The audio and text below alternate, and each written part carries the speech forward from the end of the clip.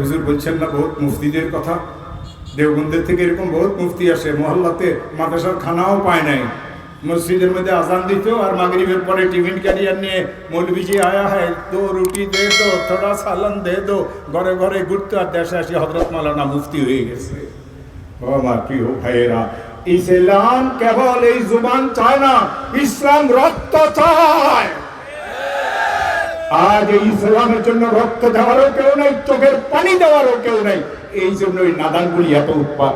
লাকাল হামদু কুল্লুহু ওয়া লাকাশ শুকরু কুল্লুহু ওয়া ইলাইকা ইউরজাউল আমরু কুল্লুহু ওয়া লা নিয়াতুহু ওয়াসসিররু ওয়া আহলুন আনতা আন তুহমাদ ওয়া আহলুন আনতা আন তু'বাদ ওয়া আনতা আলা কুল্লি শাইইন কাদির ওয়াসারিউ ইলা মাগফিরাতিন মির রাব্বিকুম ওয়া জান্নাতিন আরদুহা আস-সামাওয়াতু ওয়াল আরদ উইদ্দাত লিল মুত্তাকিন। صدق الله مولانا العظيم وصدق رسوله النبي الكريم ونحن على ذلك من الشاهدين والشاكرين والحمد لله رب العالمين اللهم صل وسلم وبارك على نبيك الأمين وعلى آله وأصحابه وبارك وسلم। কয়েক মিনিট আমি কথা বলবো। আমার প্রিয় ভাইয়েরা, আমার পূর্বে মধুপুরের পীর সাহেব অনেক গুরুত্বপূর্ণ বয়ান করেছেন, তবে ওনার বয়ানের মধ্যে কেবলমাত্র রোগের কথা ছিল। সময় এত কম থাকে, অভিজ্ঞ আলেম হইলেও চিকিৎসার কথা কেউ বলার সুযোগ পায় না। আজ এই সবগুলি আমাদের রোগ। যে এই দেশের এমপি মন্ত্রীরা সাধারণ মুসলমানদের হককে নষ্ট করে, আর যে হক নষ্টকারীর ঠিকানাকে আল্লাহ ওয়াইল দোজক বলেছেন, তোদের বিরুদ্ধে ওয়াজ করি আমার কি লাভ। যুগে যুগে কারুন, ফিরাউন, নমরুদরা এসেছিল, তারা সেই যুগের নেককার পরহেজগার মুত্তাকিদেরকে জেলে ঢুকাইছিল। আজও ঠিক একই অবস্থা। কারণ ফিরাউন, নমরুদদের যেই স্বভাব পূর্বে ছিল, আজও সেই স্বভাব আছে।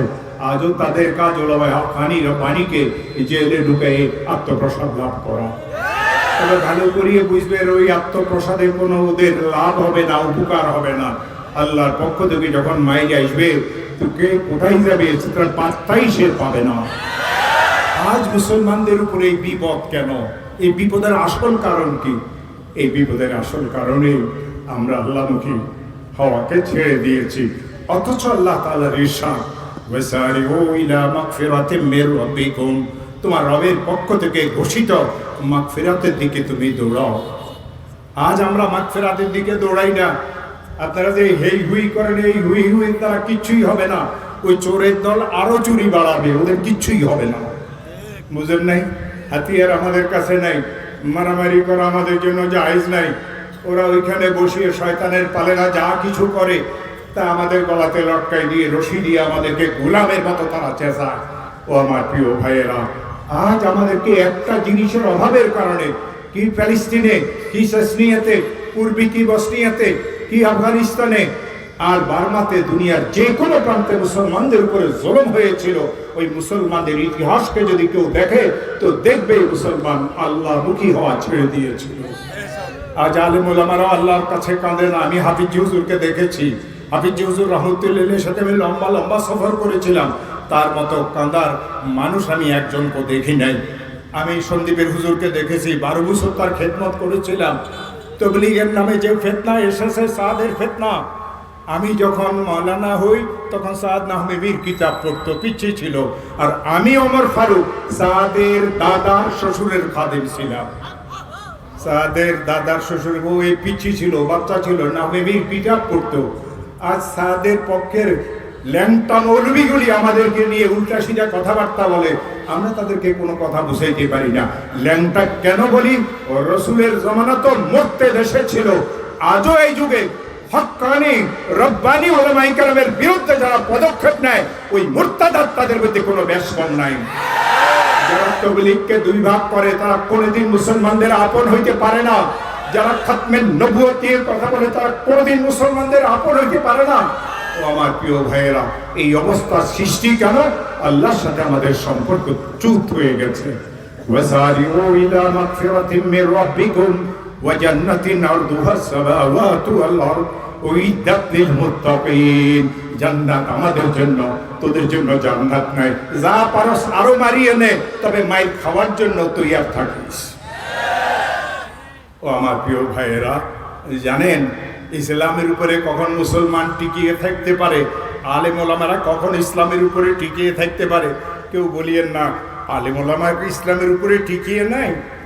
আমি কিন্তু এই কথা বলবো না, আমি তো সঈদ আহমদ পালানপুরীর একটা ছোট্ট কবিতা শুনেই দিয়ে আমি আমার বয়ান শেষ করব। মদিনায়ে তৈয়বাতে একজন মহিলা ছিলেন। এই মহিলা রসুল করিম সাল্লাল্লাহু আলাইহি ওয়াসাল্লামের খানদানের ছিলেন। রসুলের খানদানের লোকদের জন্য সদকা, ফিতরা, মান্নাত ইত্যাদি খাওয়া জায়েজ নাই। অনেক পরের কথা ছিল, আল্লাহ রসুলের দুনিয়া থেকে বিদায় এলে মহিলার ছোট ছোট বাচ্চা ছিল, পুরুষগুলি সব আল্লাহর রাস্তাতে শহীদ হয়ে গিয়েছিল। এই মহিলা দেখলো মদিনাতে কেউ তাদের খেয়াল রাখে না, মুসলমানদের ধরে কোনো শহরে সে চলে যাবে। এক সময় সফর করিয়ে খোরাসান পর্যন্ত পৌঁছলো।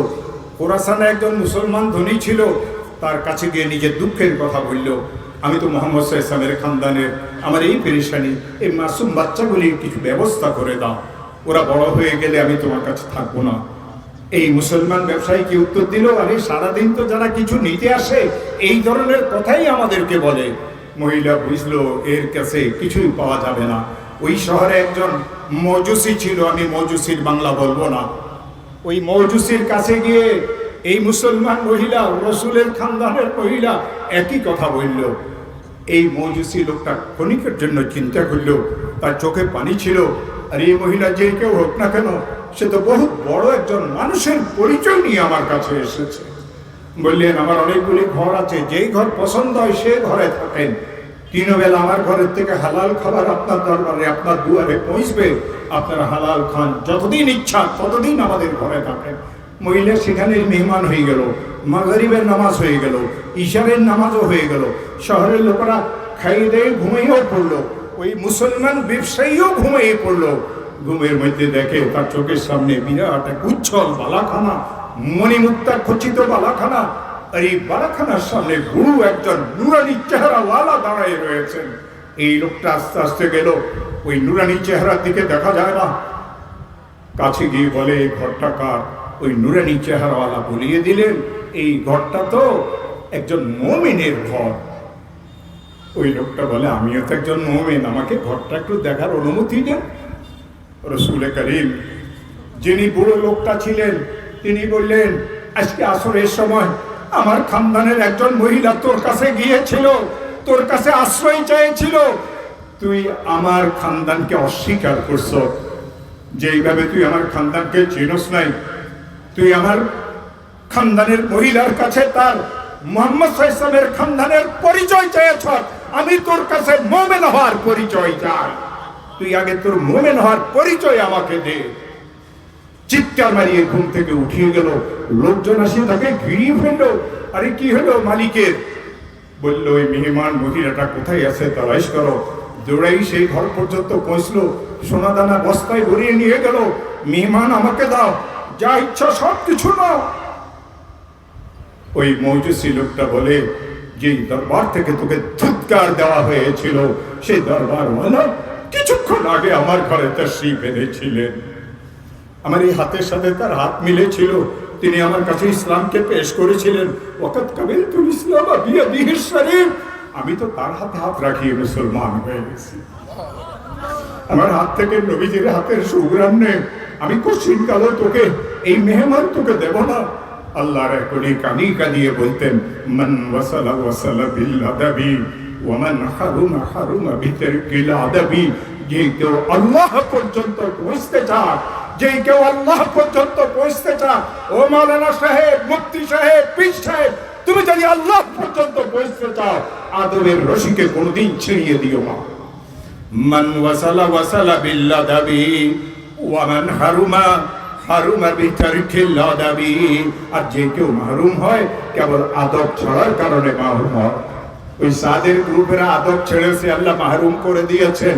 যুগে যুগে যত জাতি বিভক্তির কারণ হয়ে এই উম্মতকে ভাগ করেছে তারা সবাই আল্লাহ তাদের সবাইকে মাহরুম করে দিয়েছে।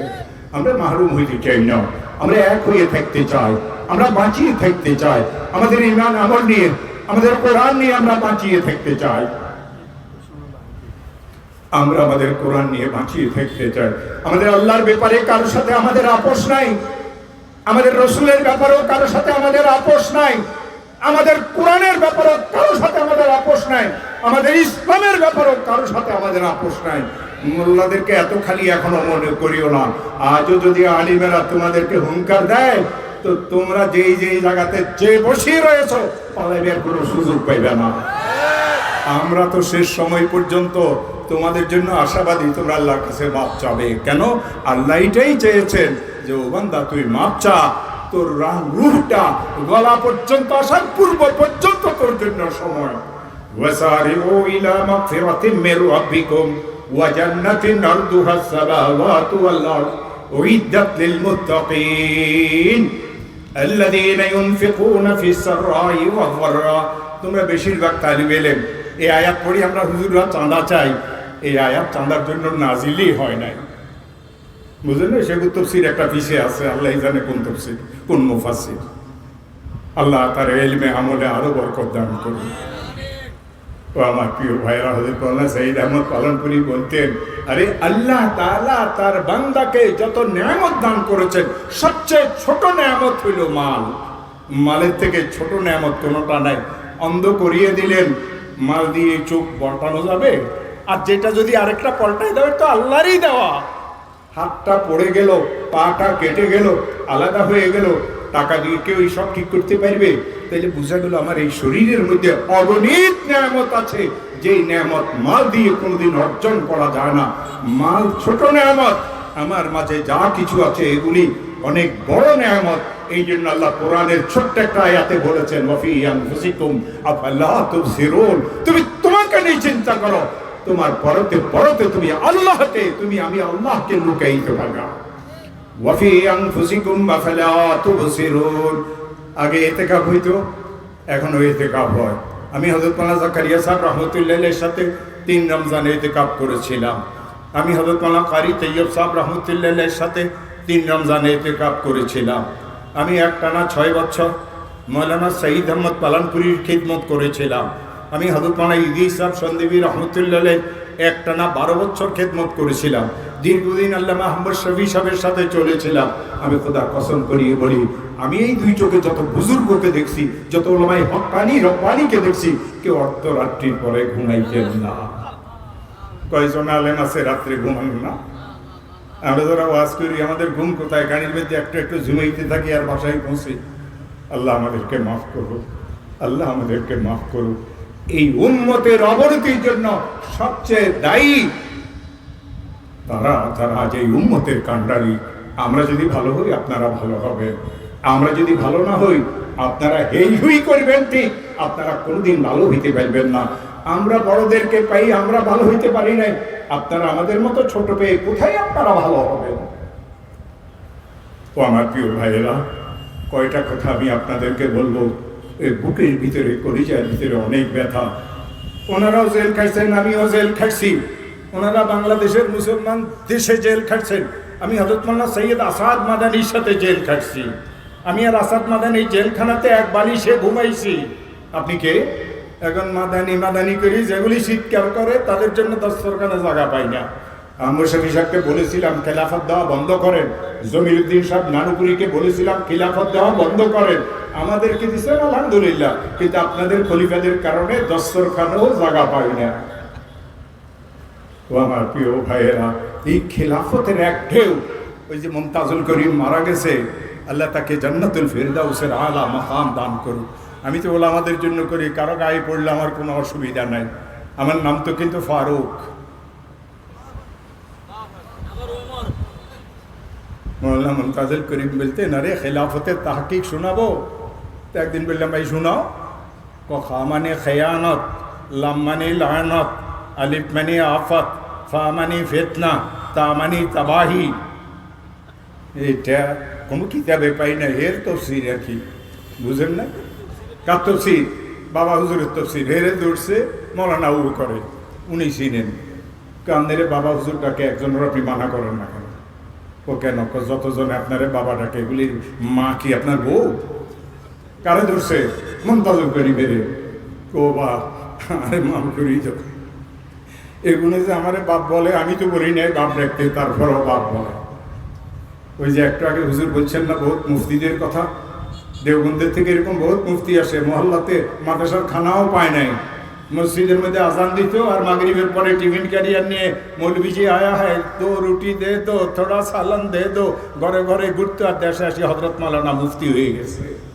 ও আমার প্রিয় ভাইয়েরা, ইসলাম কেবল এই জুবান চায় না, ইসলাম রক্ত চায়।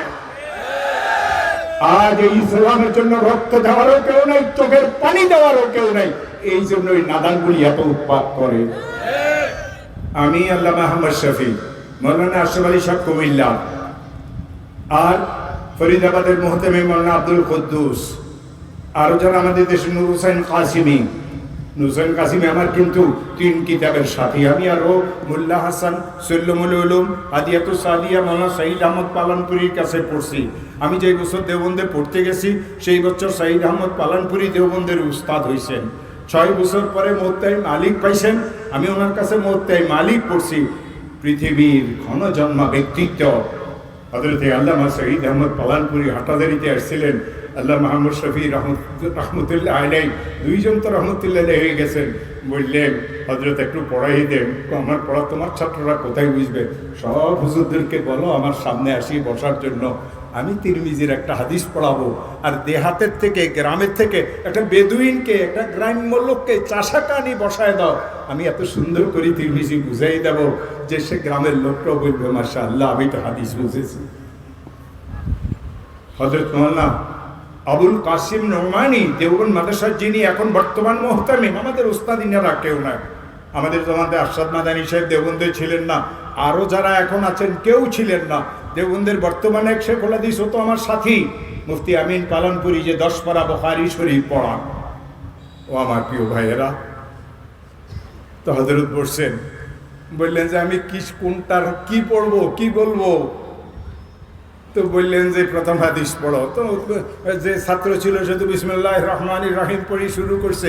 হযরত বললেন আজকে তো আমি বিসমিল্লাহর বায়ের নোক্তার উপরে বয়ান করব। 2.5 ঘন্টা বয়ান করলেন। সব এইভাবে যে কল্লা উঠাইছে, গাড়ে যার ব্যথা হওয়ার ব্যথা হয়ে গেছে, কেউ আর কল্লা নিচে দিকে করে নাই। এর নাম শহীদ আহমদ পালানপুরি। আবুল কাসিম নোমানি বলছেন বিগত 100 বছরে দেওবন্দি সিলসিলাতে শহীদ আহমদ পালানপুরির মতো মুহাক্কিক আলিম কেউ পয়দা হয় না। এমন কোন কঠিন কিতাব নাই যার ব্যাখ্যা শহীদ আহমদ পালানপুরির কলমে আসে নাই। হযরত শাহ ওলিউল্লাহর কিতাব তার লিখা সরা, কাসিম নানুতুবির কিতাব তার লিখা সরা, রশিদ আহমদ গঙ্গোহীর লেখা তার লিখা কিতাব, তার কি লিখা সরা। উর্দু কিতাব আমরা হুজুররা বুঝতাম না, না আবে হায়াত বুঝতাম না, তাহজিরুন নাস বুঝতাম না। এই দেশের হুজুরেরা ওইসব কিতাবের নাম জানে না। কোনো মাদ্রাসাতে আজ মোল্লা হাসান, সুল্লুমুল উলুম, শামসে বাজেগা, উমরে আম্মা পড়ানো হয়। কে আল্লাহ এই কিতাবের কোন কিতাবের নাম বললেন? ওই কিতাব পড়তে হইলে তো নারিকেলের থেকে শক্ত লাগবো তার মাথা, ভিতরে মগজ ভর্তি। নারিকেলের উপরে এত শক্ত কেন? যে ভিতরে জিনিসটা অনেক দামি। তো উপরের মাথা লাগবে শক্ত আর ভিতরে থাকবে দামি জিনিস। ও আমার প্রিয় ভাইয়েরা, আমার আজিজ ছাত্ররা, আমরা তো কিছুই করতে পারি নাই, তোমরা কিন্তু প্রতিজ্ঞাবদ্ধ হও যে আমরা বড় আলেম হব, হক্কানি রব্বানি আলেম হব। জালিমের জেলখানা নয়, জালিমের কোন অপশক্তি আমাদের হাতকে যেন বাঁকা করতে না পারে। এই প্রতিজ্ঞাবদ্ধ হয়ে যদি তোমরা অগ্রসর হও, এদেশে ইসলামের ঝান্ডা তোমাদেরকেই বলন করতে হবে। আমাদের সাথে এই সরকারের সাথে কোনো রকমের ভেজাল বুঝাল নাই।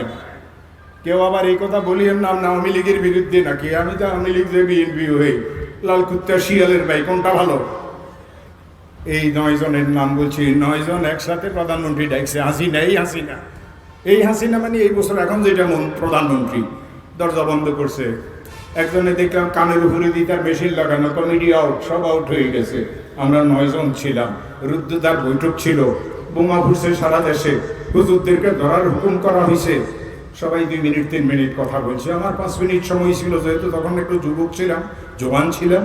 আমি বলছি 3 কারণে কওমি মাদ্রাসা বোমা ফুটাইতে পারে না। প্রথম কারণ, বোমা বানানোর জন্য সিক্রেসির দরকার, গোপন আড্ডার দরকার। আমাদের কোনো কওমি মাদ্রাসাতে গোপন আড্ডা নাই, আমাদের দরজা জানালাই নাই। তোমার পুলিশকে হুকুম দাও, 1 দিনের ভিতরে সারা বাংলাদেশের রিপোর্ট 2 ঘন্টার মধ্যে পৌঁছিয়ে যাবে। তো গোপন আড্ডা ছাড়া আমরা কিভাবে বোমা বানাবো? পাবলিক যদি জানে আমরা বোমা বানাই, গভর্নমেন্ট আশা লাগবে না, পাবলিক আমাদেরকে ঠেটলা করিয়ে দিব। 2 নাম্বার ফাইন্যান্সিয়াল সাপোর্ট, অর্থনৈতিক সহযোগিতা। আমাদের তো এই পরিমাণ অর্থই নেই যে আমরা আমাদের বাচ্চাদেরকে ডাল ভাত খাওয়াইতে পারি। মান্নতের টাকা, ফিতরাত টাকা, যাকাতের টাকা, কুরবানির চামড়ার টাকা দিয়ে বাচ্চাদেরকে আমরা খাওয়াই, এতিম অনাথ দুঃখীদেরকে আমরা লালন পালন করি, আলিমের রব্বানি বানাই। পাবলিক যদি জানে তাদের যাকাতের টাকা, চামড়ার গরুর টাকা দিয়ে আমরা বোমা বানাই, তোমার সরকার আশা লাগবে না, পাবলিকই আমাদেরকে মারিয়ে ফেলবে। মুসলমান আর কোনোদিন আমাদেরকে চামড়া দিবে না। 2 আর 3 নাম্বার হলো টেকনোলজি।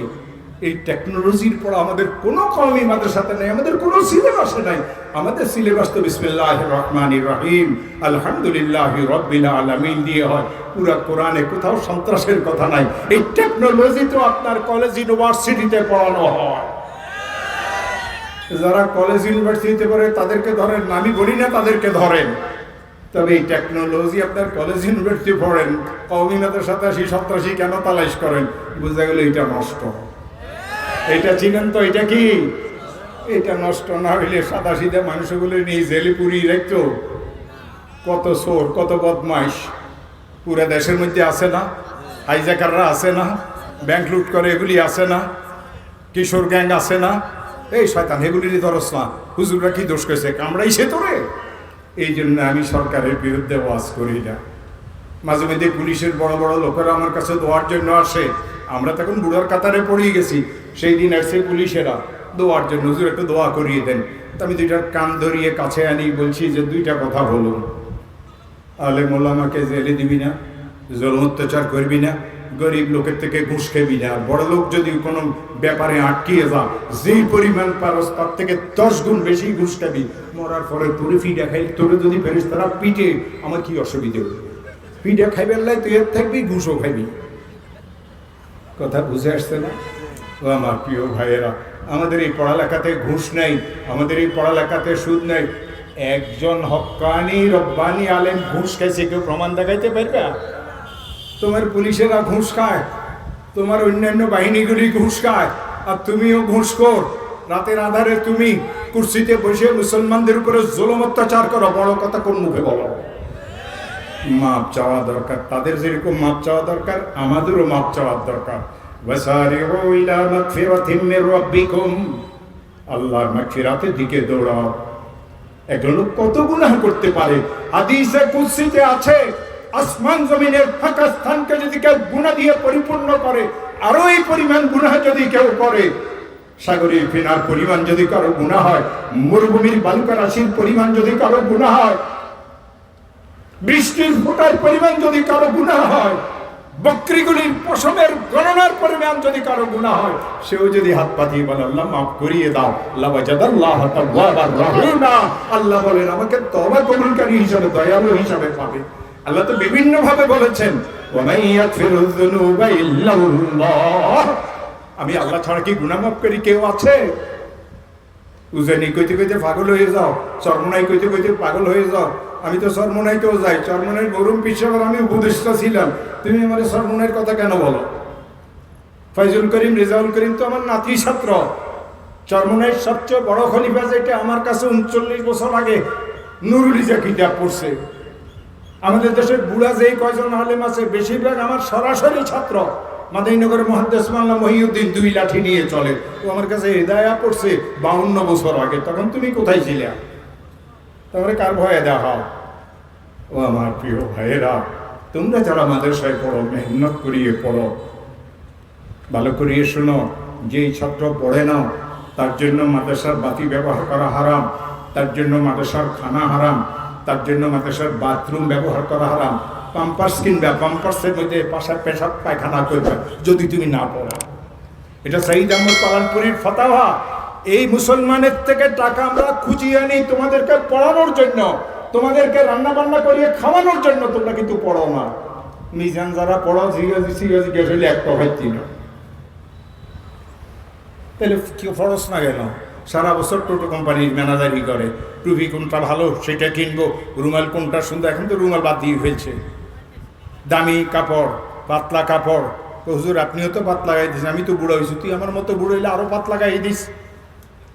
মহিলা হইলে মোটা, পুরুষ হইলে পাতলা, তো কেন পড়ো না?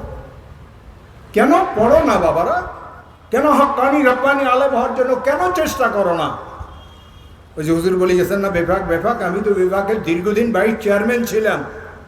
যেগুলি মমতাজ নাম্বার নিয়ে পাশ করে ভালো করে তর্কিব করতে পারে না। কারণ কারে বলবো এই দোষের কথা? শরীর তো পুরোটা ঘা হয়ে রয়েছে। পড়ো পড়ো পড়ো পড়ো পড়ো পড়ো। মোল্লা শহীদ আহমদ পালানপুরি বাসার থেকে মাদ্রাসাতে পড়াইতে আসতেন, আইসতে আসতে আল্লাহ কোরআন হেফজ করছেন হাঁটা পথে। হযরত মাওলানা হুসাইন আহমদ মাদানী রাহমাতুল্লাহ 1 মাসে জেলখানা থেকে কোরআন হেফজ করছেন। 1 মাসে 30 পারা কোরআন হেফজ করছেন। তুমি পারো না কেন? তুমি পড়ো না। উনি পড়ছেন, আর আমাদের সকলের নামের আগে দিয়ে আল্লামা, আমার ভাইয়ের নামের আগে দিয়ে আল্লামা লাগায়। আমার কেউ আল্লামা লাগাইলে তো আমি জিজ্ঞেস আল্লামা লাগাইছ কেন? আল্লামা তো এই পৃথিবীতে সর্বশেষ আল্লামা ছিলেন শহীদ আহমদ পালানপুরি। তো আল্লামা লিখলে বলতেন তুই কিভাবে জানোস? আমার নামের আগে দিয়ে আলিফ বাড়াই দে, আইনটা কাটিয়ে দে। বুঝছো ছাত্ররা? আল্লামা মানে কি? বড় আলেম। আর আলিফ দিয়ে হইলে যে মানুষকে বেশি কষ্ট দেয়। এখন তো এই দেশের সবাই আল্লামা, মিজান ফড়াইতে পারে না, হেও আল্লামা। এই অধপতনের কারণে আজ মুসলমানের আমাদের কথাকে শুনে দুঃখের সাথে বলি, এই মাহফিলে এত বড় বড় আলেম আসবেন, পাবলিক নাই কেন? তোমরা মাদ্রাসার ছাত্ররা কেন? মুসলমানেরা তো বেশি আসার দরকার ছিল, তোমরা তো পিছনে বসতে কেন? আজ এই উম্মতের প্রতি যে অবদান রাখার দরকার ছিল, সেই অবদান আমরা রাখতে পারি নাই। এই জন্য মাদ্রাসার ছাত্রদেরকে আমি খুব মেহনত করিয়ে পড়িও, খুব মেহনত করিয়ে পড়িও, খুব মেহনত করিয়ে পড়িও। 2টা নসিহত শোনাও পালানপুরি সাহেবের। ওই ছাত্র কোনোদিন আলেম হবে না যে পড়ার হককে আদায় করে না। একজন জিজ্ঞাসা পড়ার হক কি? বলছেন কিতাবকে ভালো করিয়ে পড়িবা, গুনাহে কবিরা থেকে বাঁচিয়ে থাকবা। তালিবে ইলমের জন্য সবচেয়ে বড় গুনাহে কবিরা কেউকে বন্ধু বানানো। এটা হযরতের কথা। একজন ছাত্র কি বলতে পারে তোমার বন্ধু নাই? মাদ্রাসার পরীক্ষার ফিস ঠিকই দিতে পারো না, কান্দি কান্দি হুজুরের পাদরি মাপ চাও, কিন্তু দোস্তকে বিকেলবেলা মাদ্রাসার থেকে বাইরে কলা আর চানাচুর ঠিকই খাওয়াও। তো তোমার মিজান কেন ইয়াদ হবে? তুমি তো 2 নাম্বার করো। তোমার জেহেন তো দোস্তের পিছনে। সব দোস্তকে তালাক দাও, সব দোস্তকে ছড়িয়ে দাও, কিতাবকে বন্ধু বানাও, কিতাবকে আপন বানাও। ওই শেরটাকে দিলের মধ্যে বসাও, আমি দুনিয়া সে क्या मतलब, मदरसा है वतन अपना, मरेंगे हम किताबों पर, वरक होगा कफन अपना। এই অবস্থাতে তোমার মৃত্যু যদি তো তোমার কাফনের জন্য যেন কাপড় কিনা না হয়, কিতাবের পাতা, কোরআনের পাতা দিয়ে যেন তোমাকে কাফন দেওয়া হয়। মুফতি থেকে আবার ফতুয়া জিজ্ঞাসা করবে আমাকে যে হুজুর কোরআনের পাতা দিয়ে কি কাফন দেওয়া যায় আছে কিনা?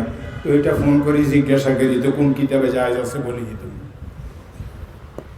আমরা আলহামদুলিল্লাহ পড়ছি, মেহনত করিয়ে পড়ছি, সন্দীপ হুজুরের কাছে পড়ছি, হযরত মাওলানা মুসা সাহেবের কাছে পড়ছি। তৎকালে যিনি হাটাজারি মাদ্রাসা নম্বর আউয়াল ছিলেন আমার উস্তাদ, হযরত মাওলানা কালিমুল্লাহ সাহেবের কাছে পড়ছি, আমার উস্তাদ। শহীদ আহমদ পালানপুরি আমার উস্তাদ, মাওলানা জাকারিয়া কান্দলবি আমার উস্তাদ, মাওলানা কারি তৈয়ব সাহেব রহমতুল্লাহ আলাইহি আমার উস্তাদ। ইনারা সবাই আহমদ শফির উস্তাদ, আমি ওমর ফারুকের উস্তাদ। নসির আহমদ খান আমার উস্তাদ, আব্দুল হাদ দেওবন্দি আমার উস্তাদ, শহীদ আহমদ পালানপুরি আমার উস্তাদ, শেখুল হাদিস মাওলানা ইউনুস সাহেব জৌনপুরি আমার উস্তাদ।